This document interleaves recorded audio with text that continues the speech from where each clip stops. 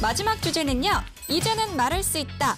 단장 시절의 못다한 이야기들을 오늘 한번 나눠볼까 하는데요. 저희가 앞서서 신인 드래프트 얘기도 했지만 그 밖에도 뭐 FA 계약이나 트레이드도 단장 시절에 많이 이제 경험을 하셨잖아요. 대표적으로 어떤 것들이 있는지 이 얘기는 먼저 회장님께 한번 들어볼게요. 조경현 단장님이 이제 부임하자마자 1호 계약이 나왔었습니다. 바로 양현종 선수의 단년 계약이었는데요. 이때 4년 계약이 유력하다는 얘기도 있었지만 결국 매년 계약을 갱신하는 계약을 맺어서 그때 큰 화제를 모았었습니다. 23억 원의 단년 계약을 했는데 이게 그때 당시 투수 최고액이었고요.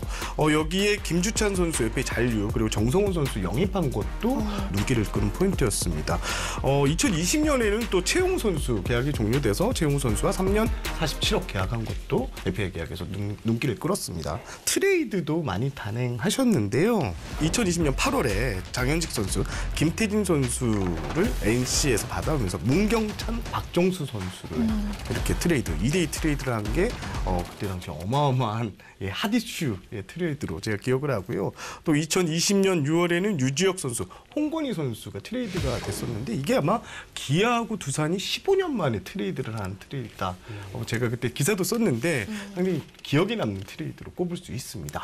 박정건 의원님이 보시기에는 이때 이 트레이드들 지금 보면 어떻게 우리가 좀 볼 수 있을까요? 트레이드라는 것이 원래 조금 어느 정도 좀 일정 기간이 지나야 나타나기 마련인데 지금 현재 기아 타이거즈에서 지금 이창진 선수, 장현식 선수, 이우성 선수 지금 이 세 명이 정말 거의 팀에 지금 1등 공신에 거의 버금가는 역할을 지금 해주고 있는 걸로만 봐도 이 트레이드는 뭐 성공적이라고 볼 수밖에 없고요. 그리고 유지혁 선수하고 홍건희 선수도 약간 그때 당시에는 얘기가 좀 있긴 있었지만 이때 당시에도 유지혁 선수가 부상을 회복하고 나서 트레이드가 되기 전에 기아에서 굉장히 많은 활약을 해줬었죠. 유지혁 선수도.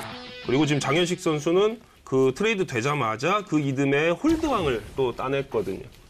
지금 생각해도 거의 기아 타이거즈의 거의 그런 압승이지 않을까 생각을 좀 합니다. 2019년에 이우성 선수, 이명기 선수 트레이드가 되고 난 다음에 기아가 이우성 선수에 꾸준히 기회를 정말 많이 줬습니다. 거포 자원을 키우려고 그런 기회가 작년부터 올해 빛을 발휘하는 게 아닌가 이런 생각을 해봤습니다. 근데 이제 이런 말씀들 들어보면 당시에 했던 트레이드들이 현재에도 고려를 했겠지만 좀 미래에도 좀 생각을 하면서 했던 트레이드라고도 저희가 볼 수가 있을까요? 그렇죠. 아무래도 이제 단장의 입장이다 보니까 17년도에 우승하고 난 다음 해부터 우승이 무색할 정도로 팀이 이제 곤두박질을 쳤어요. 그래서 나이 먹은 선수들 은퇴도 이제 시작이 됐고, 그래서 이제 어떻게 이제 팀을 구성을 해야 되는지 고민을 하게 되죠.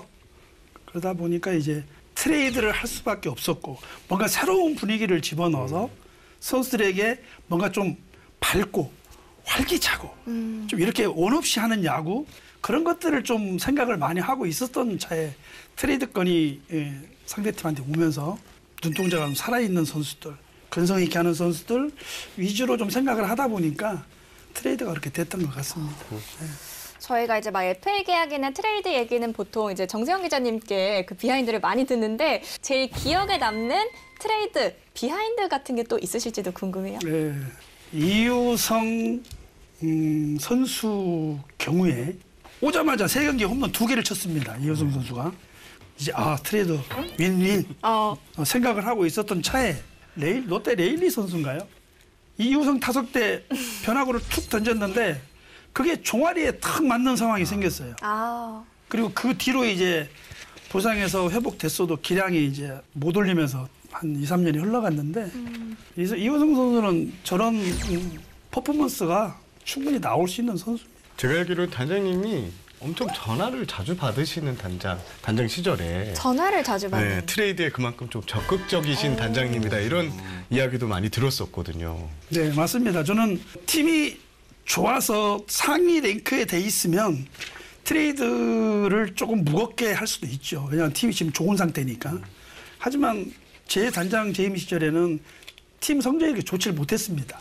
베스트를 구성을 할 때도 뭔가 좀 비어있는 모습도 났고 그래서 트레이드 제안이 들어오면 귀를 쏠깃하고 언제든지 대화하고 했던 기억이 있습니다. 네, 저희가 또 이제 단장 출신 게스트분들이 출연을 해주시면 이 질문을 피해갈 수가 없는데 오늘 이거는 박재현 PD님께 맡겨드릴게요.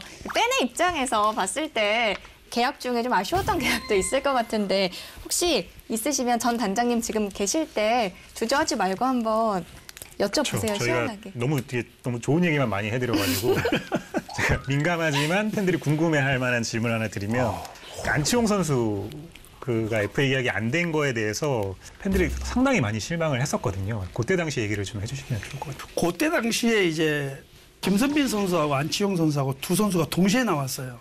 근데 이 두 선수는 공교롭게 기아에 입단을 해서 거의 프랜차이즈 선수급으로 성장을 해줘야 되는 입장이었습니다. 당시 이제 FA 시장이 그렇게 막 활기를 띠는 상황이 아니었고 굉장히 곤두박질을 치던 그런 상황이었거든요. 이제 두 선수를 잡기는 잡아야 되는데 한마디로 말씀을 드리면 제가 돈을 이렇게 타올 수 있는 능력이 좀 떨어지다 보니까 김선미 선수는 잡고 안치홍 선수는 다른 데를 보내야 되는 그런 상황이 생기지 않았나 생각을 합니다. 아, 현실적으로 현실적으로. 예. 어쩔 수가 없었다. 답변이 됐나요?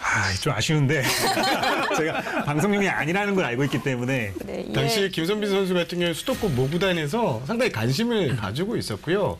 김선빈 선수를 거의 잡는 걸로 되어 있었습니다. 그런데 이제 그때 그 얘기를 듣고 기아에서 이제 급박하게 움직인 걸로 저는 알고 있습니다. 그러다 보니 그 두 선수가 사실은 저희도 정보를 들어보면 다른 구단하고 얘기가 거의 구체적으로 끝났다는 얘기들을 많이 듣고 있거든요.